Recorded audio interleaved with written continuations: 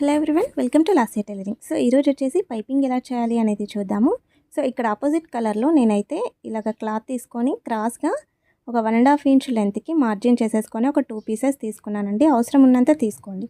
So ఇక్కడ neck నుండి ఇలాగ రౌండ్గా స్టిచ్ అనేది వేసేయండి. ఒక 1/2 ఇంచ్ మెజర్ ఎక్స్ట్రా తీసుకొని ఇలా ఫోల్డింగ్ చేసేసి స్టిచ్ అనేది కంప్లీట్ చేసుకోండి. సో ఇక్కడ మనకు కనిపిస్తున్నట్టు ఒక 1/2 ఇంచ్ మెజర్ ఇలా ఫోల్డ్ చేయండి నెక్కి.